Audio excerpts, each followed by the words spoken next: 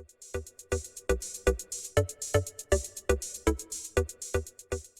teman-teman Onde, welcome to Onde Onde, obrolan santai dengan edukasi bareng gue Jebet dan Bella. Nah, di video kali ini kita mau ngobrolin tentang sex education nih. Apa sih yang lo tahu tentang sex education? Bentar deh Bel, sebelum kita ke topik yang berat gitu kan, aku mau ngasih tahu nih, series Netflix judulnya Sex Education itu udah rilis loh season 3-nya. Who's this? Oh ya kak? Nah, makin seru berarti nih ceritanya. Buat teman Onde yang nggak tahu, Sex Education ini serial komedi drama yang nyeritain tentang kehidupan sehari-hari remaja dan bahas seputar problem seksual mereka secara edukatif. Bener, nah dari series itu tuh pesannya penting banget loh. Remaja itu harus melek sex education dan jangan anggap hal ini tuh tabu gitu. Di zaman sekarang ya kan, ya kali lo nggak melek sex education gitu. Nah, kadang gue miris banget loh kak, kalau lihat di Twitter nih atau Instagram gitu ya, cerita-cerita seputar sex education. Yang kayak gimana tuh? Kan berat ya, banyak di Twitter nih. Yang kayak gimana? Coba tunjukin. Nah, yang kayak gini loh kak. Nah, kayak gini, suka ada komen-komen nih atau pendapat-pendapat, pertanyaan-pertanyaan dari banyak orang gitu ya tentang sex education ini. Contohnya yang satu ini nih, dia bilang, kenapa cewek itu bisa hamil padahal dia nggak berhubungan badan? Karena sperma itu bisa masuk lewat pori-pori jika berada di dalam air seperti kolam renang. Apalagi dia sedang dalam masa subur. Itu kata dosen aku yang ahli ilmu fikih. Gimana tuh? Oh my god, gila. Justru aku bahasanya kayak shock gitu loh sama pemikiran dia. Bentar deh, itu kan nggak ada penetrasi, tapi bisa hamil karena dari masuk lewat pori-pori. Emangnya sperma apa? Dan di dalam kolam renang gitu ya dia bilang. Iya. Terus ada lagi nggak, Bel? Ada lagi nih kak, mungkin aku next ya selanjutnya nih. Oke, nih ada lagi nih. Numpang nanya katanya, kan saya nggak hamil-hamil. Saya pikir karena maaf sperma suami saya encer. Kalau misalnya dicampur sama tepung maizena, bakal bisa hamil nggak ya? Maaf sebelumnya, terima kasih. Tepung maizena dong, ya ampun emangnya. Udah gue pusing banget sama orang-orang Indonesia. Kenapa ya? Tepung maizena. Emangnya mau dibikin apa bu adonan? Ya ampun. Aku bayang sih ya. Aneh banget. Ini aneh banget sih, sumpah. Coba, ada lagi nggak, Bel? Coba ya, nih kita lihat selanjutnya. Apa akan lebih aneh? Oke, masih ada nih dari grup WhatsApp kayaknya percakapannya. BTW kemarin dapat pasien perempuan remaja ngakunya sudah pernah berhubungan seksual karena ingin membantu pacarnya yang lagi sakit. Coba tebak sakitnya apa? Penasaran gue katanya. Pacarnya yang laki kelebihan sel darah putih sehingga harus dikeluarkan. Yang cewek percaya aja, dia nggak ngeh kalau yang dikeluarkan itu sperma bukan sel darah putih. Ya ampun, sel darah putih. Dia percaya aja, dia nggak ngeh. Itu, ya ampun. Ya ampun, tapi kan ini miris banget sih. Gue bacanya kayak antara maaf, bodoh atau gimana gitu. Tapi mungkin udah cukup dulu deh Bel ini reaksinya. Kayaknya kalau kita diving di Twitter tuh banyak banget ya ininya yang kayak gini-gini. Nah Bel, dari tadi yang kamu tunjukin ke aku tuh pas banget loh sama tema obrolan kita hari ini. Kita mau bahas tentang sex education. Nah, bener banget Kak. Kalau gitu tanpa berlama-lama lagi ya, langsung aja nih kita kupas tuntas sex education di kalangan remaja Indonesia. Oke Bel, ngomongin soal sex education. Sebenarnya tingkat pengetahuan remaja di Indonesia tentang sex education itu masih tergolong rendah banget sih. Survei dari Durex Indonesia tentang kesehatan reproduksi dan seksual menunjukkan 84% remaja usia 12-17 tahun itu belum mendapatkan sex education. Nah iya Kak, kalau ditotalin sama jumlah populasi, banyak banget nih yang belum berarti. Nah teman-teman onde-onde, hari ini kita ditemenin sama Ibu Keflex alias Kak Sisil nih, @Sisilism. Dan kita mau kupas tuntas seputar kurangnya sex education di Indonesia. Mungkin kita sapa dulu kali ya Kak Sisil. Halo Kak. Halo, Rizka dan Abigail. Halo Kak Sisil. Oke, langsung aja ya Kak di siang-siang yang panas ini ya. Tanpa berlama-lama nih, first question. Dari data yang tadi udah kita bacain, ada 84% remaja usia 12-17 tahun yang belum dapat sex education. Itu kan padahal kan udah usia yang dibilang ya lumayan lah, sekolahnya udah mau tuntas juga nih dewasa-dewasa. Padahal sekolah itu salah satu sarana yang bisa ngajarin soal sex education. Misalnya nih Kak, udah terlanjur dewasa, udah telat belum sih Kak buat mulai sex education? Menurut aku nggak ada yang terlambat ya untuk edukasi. Jadi biarpun udah di umur setua apapun itu, aku rasa namanya edukasi, siapapun itu bisa belajar gitu. Dan juga kan seks edukasi itu kan seumur hidup ya menurutku. Karena pastinya kalau misalnya, let's say kamu remaja, oh yang kamu belajar itu tentang pubertas gitu. Nanti kan kamu umur 20, beda lagi seks edukasi yang bakal kamu terima gitu. Mungkin akan lebih nanti ke relationship-nya, hubungan dengan pasangan gitu. Nanti akan pernikahan, kopulasi dan segala macam. Nanti di umur kamu 50 tahun, seks edukasinya akan berbeda lagi. Perempuan, let's say kita bakal belajar tentang menopause gitu. Jadi akan banyak banget jenjang untuk belajar seks edukasinya gitu. Jadi nggak masalah kamu mau umur berapapun, selama kamu memang pengen belajar, pengen tahu jauh lebih banyak tentang badan kamu, ya kamu masih bisa gitu. Oke Kak, nah mungkin kalau misalnya nih berarti untuk remaja atau yang lebih dewasa untuk belajar sex education itu apakah butuh kelas atau pengajar yang nemenin atau bisa belajar otodidak dan baiknya mulai belajar dari mana? Sebenarnya kalau mau belajar sendiri pun bisa ya, selama memang kamu pinter untuk memfilter informasi gitu. Apalagi kan sekarang informasi ini banyak banget ya dari internet. Kamu buka Google, kamu pengen nanya apapun itu semuanya langsung keluar gitu, termasuk seks edukasi. Dan seks edukasi itu banyak ya. Kamu nanya tentang keputihan, itu juga kamu bisa belajar dari situ. Tentang ketubuhan, masturbasi dan segala macam, seks edukasi itu luas gitu. Jadi kalau mau belajar sendiri boleh, tapi aku saranin kalau misalnya kamu ada kebingungan gitu ya, pasti kan ada yang bingung nih, ini bener nggak ya informasi yang gue dapetin dari internet gitu. Bisa dengan ada pendamping gitu. Jadi let's say misalnya kamu cari akun-akun kayak semacam, kan banyak ya sekarang seks edukasi, maksudnya bukan cuma aku doang gitu. Ada Tabu, ada juga dari banyak influencer lain juga yang udah aktif ngomongin soal seks edukasi gitu. Atau sekarang pun banyak banget influencer dokter.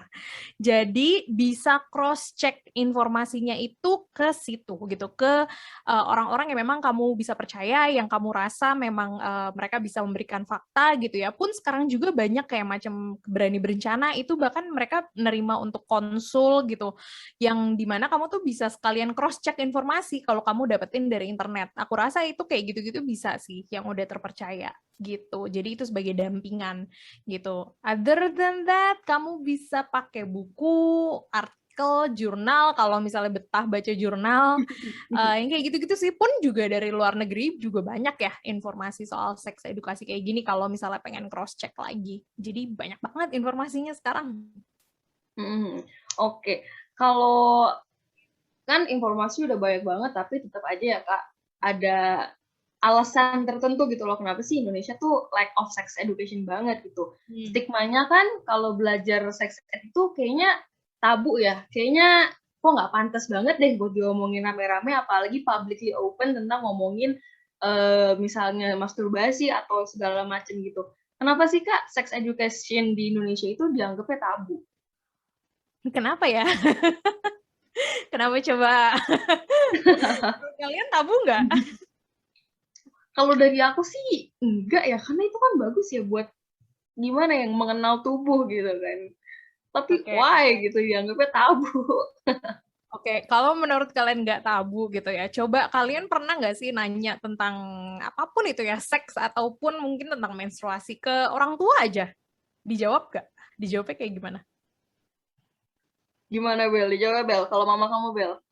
Kalau aku sih tentang menstruasi sih paling iya tanya ke mama gitu ya biasa aja dijelasin seperti apa gitu sih Kak. Nggak ada yang aneh kalau buat aku sendiri. Oke, mungkin kamu juga belum nanyanya yang aneh-aneh kali ya. Iya mungkin ya. Soalnya gini, mungkin aku rasa ini tabu bukan hanya di Indonesia aja ya, tapi di negara lain pun juga tabu gitu. Kita bicara Asia dulu deh. Di Asia pun sama kok. Indonesia itu nggak sendirian gitu ya, menganggap seks edukasi tabu.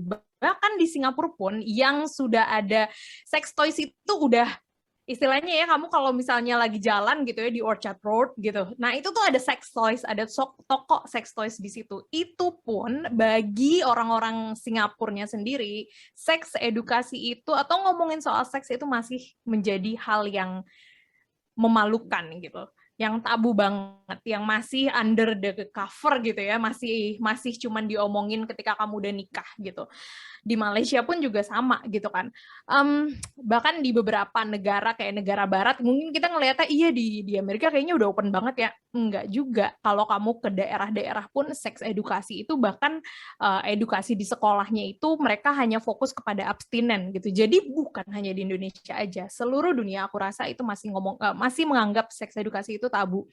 Kenapanya? Mungkin karena ini jauh banget ya ke zaman dahulu kala yang masih masih kita tuh masih masih apa punya mindset kalau oh yang kayak gini-gini kan diomonginnya private, yang kayak gini ini kan diomonginnya ketika nanti aja, ketika nikah gitu. Kan malu ngomong sama orang, masih menganggap itu tuh sebagai hal aib gitu ya.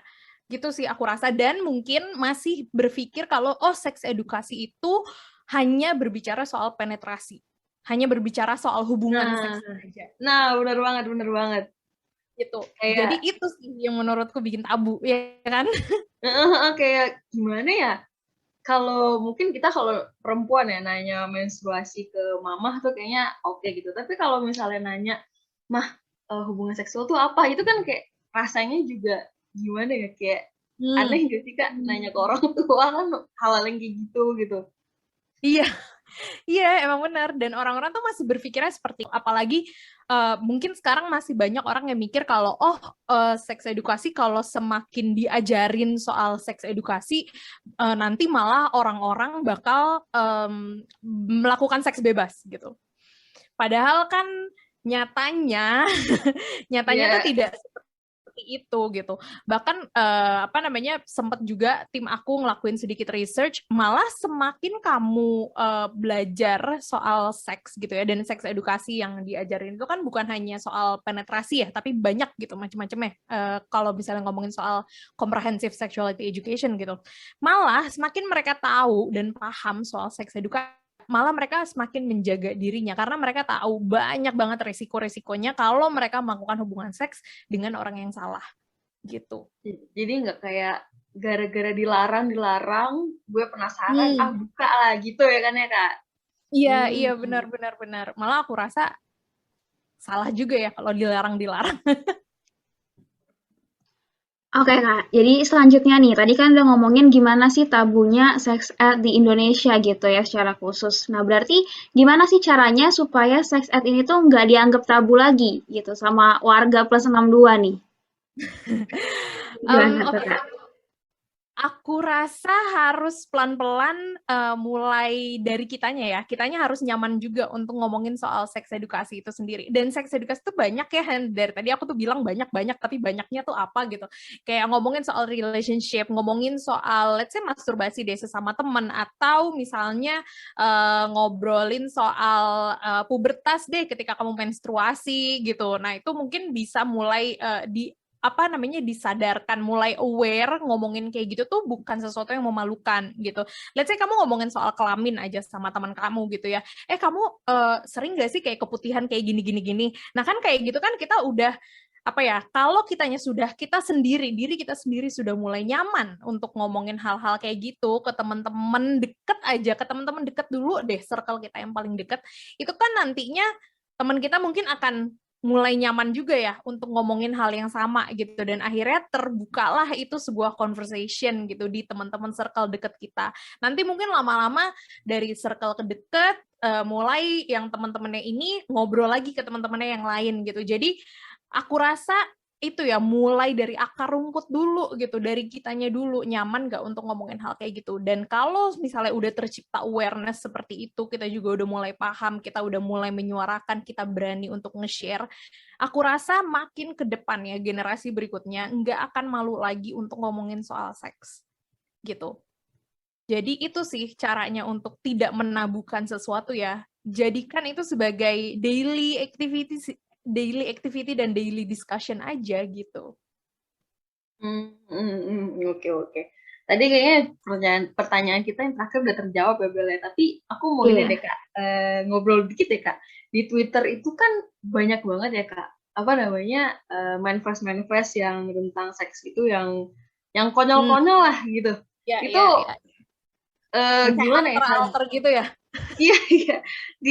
Di satu sisi kayak miris banget, kok orang-orang kayaknya, maaf nih, kayak bodoh banget gitu, kok nggak jauh banget gitu mikirnya nih Kak. Apa namanya, menurut Kakak tuh gimana ya buat orang-orang yang belum terjamah lah sama sex education itu, baiknya mereka diapain gitu, diberikan apa gitu biar bisa melek gitu. Oke, sebenarnya kalau misalnya dibilang kok banget gitu ya pertanyaannya, kok bodoh banget gitu pertanyaannya, ini sempat juga, ini adalah perkataan pertama yang aku ucapkan ke diriku sendiri ketika aku dapat banyak banget pertanyaan dari orang-orang gitu melalui DM. Dan ini ketika, let's say di 2018 ketika awal-awal ya aku memulai karir gitu. Miris memang, sedih banget sih orang-orang kok kayak gini doang nggak tahu gitu.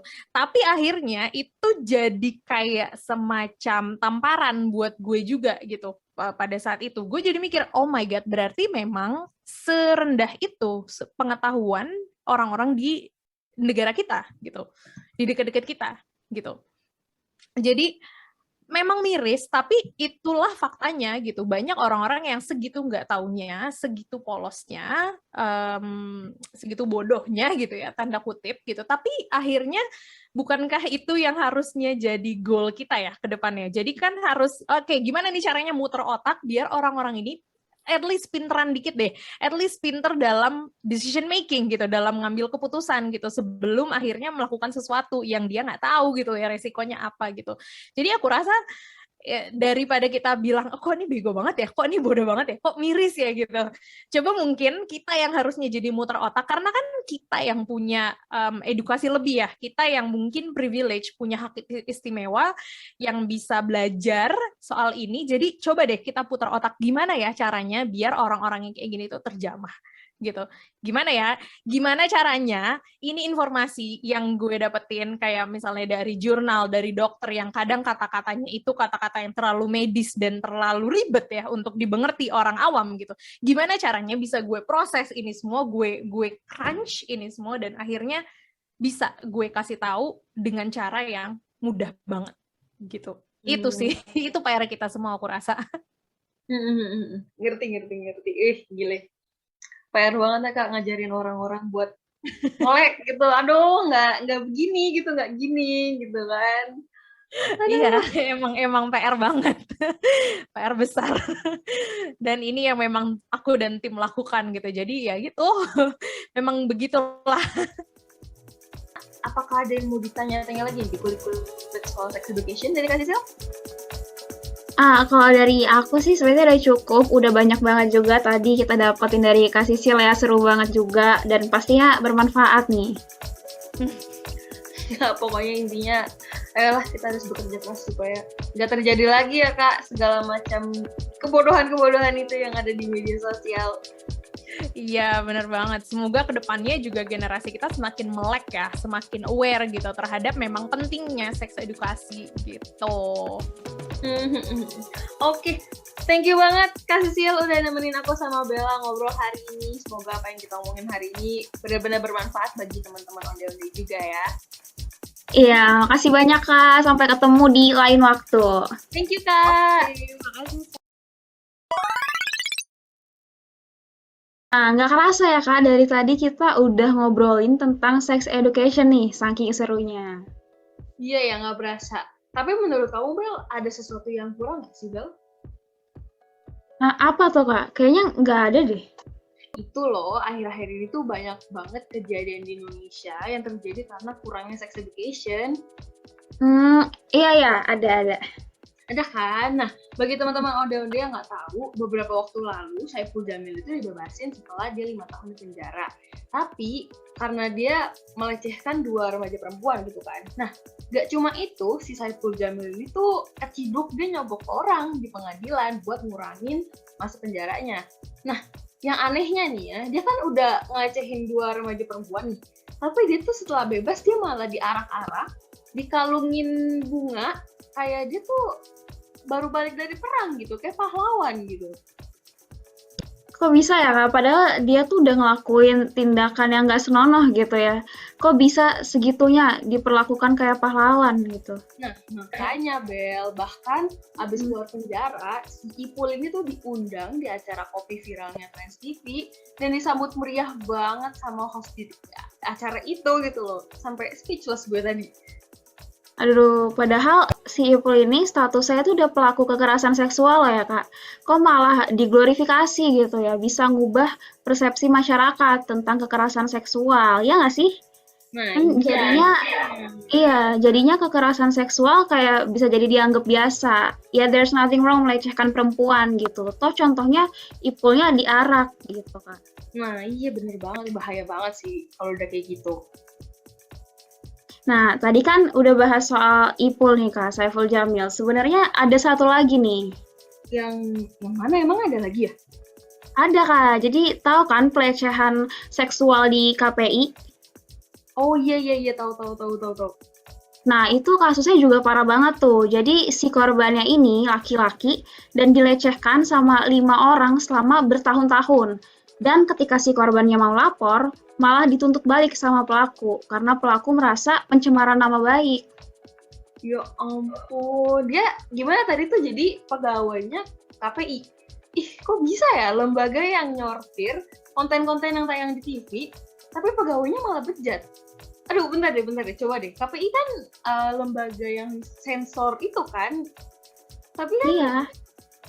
aduh, tapi kalau dipikir-pikir lagi juga nggak make sense juga sih. Kayak mereka mensensor Sandy, tahu kan Bel, Sandy yang SpongeBob itu yang Popeye, karena pakai bikini, dengan logika, aduh, tapi siapa juga yang bakal mau turn on melihat Popeye pakai bikini gitu loh, kenapa disensor juga, ya nggak sih? Nah iya itu Kak, makanya itu dia akibatnya kurang sex education nih. Padahal sex education itu kan pelajaran buat organ reproduksi, bukan sekadar berhubungan seksual aja. Bagus loh kalau punya pengetahuan duluan, jadinya kan bisa tahu juga mana yang baik dan enggak buat tubuh lo. Nah, benar banget nih. Teman-teman harusnya juga jangan merasa kalau sex education itu sesuatu yang awkward atau yang tabu ya, sesuai kata Sisil tadi. Pengetahuan sex education itu memang sepantasnya kok lo pada terima gitu. Iya, bener banget. Nah kalau gitu teman onde-onde segini aja dulu nih yang bisa gue dan Kak Jebet bahas hari ini. Semoga teman onde hari ini dapat manfaat ya dari obrolan kita. Oke deh Bel, kalau gitu gue Jebet dan Bella pamit undur diri dulu. See you di kesempatan like waktu. Bye! Bye!